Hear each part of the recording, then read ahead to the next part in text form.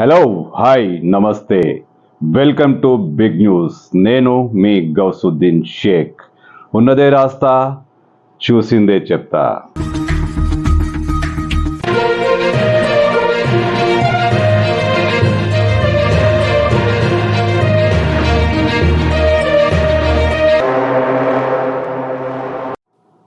తెలంగాణ బీజేపీలో రాజా సింగ్ వ్యవహారం అంత ఈజీగా సమసిపోయేలా కనిపించట్లేదు.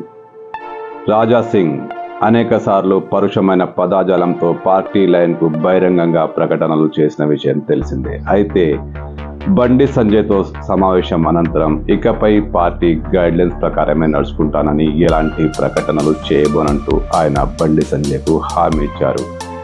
అందరూ పార్టీలో రాజా సింగ్ వ్యవహారం సమసిపోయిందని అనుకున్నారు. కానీ రాజా సింగ్ తగ్గేదిలే అంటూ మరోసారి ప్రూవ్ చేసుకున్నారు. ఆయన మరోసారి వివాదాస్పద వ్యాఖ్యలు చేశారు.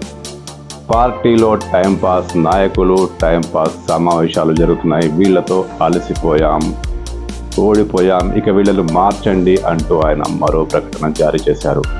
అవును, ఈసారి నేరుగా కిషన్ రెడ్డికి కౌంటర్ ఇచ్చారు. టైంపాస్ నేతలతో విసిగిపోయామంటూ కొత్త అధ్యక్షుడిని వెంటనే నియమించండి అంటూ ఆయన ప్రకటన జారీ చేశారు.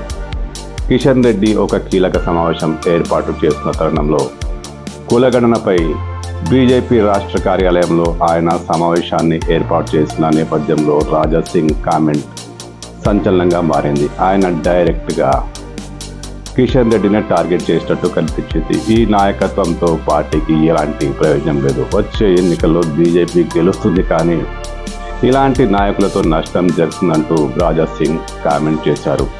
అంటే రాజా సింగ్లో ఏమాత్రం మార్పు లేదు. ఆయన పార్టీ రాష్ట్ర నాయకత్వానికి వ్యతిరేకంగా కౌంటర్లు వేస్తూనే ఉన్నారు. పార్టీ నాయకత్వం దీనిపై మరోసారి ఆందోళన వ్యక్తం చేస్తుంది. అసలు రాజా సింగ్ ఏమనుకుంటున్నారు? ఆయన మనసులో ఏముంది? ఆయన ఎందుకు నాయకత్వంపై తిరుగుబాటు చేస్తున్నారు? ఇప్పుడు పార్టీలో ఇవి చర్చనీయాంశంగా మారాయి. ఇప్పుడు టైంపాస్ నాయకులు, టైంపాస్ సమావేశాలు అన్నారు. రేపు ఇంకేమంటారు అంటూ బీజేపీ కార్యకర్తలు తమలో తాము గుసగుసలాడుకోవాల్సిన పరిస్థితి ఏర్పడింది.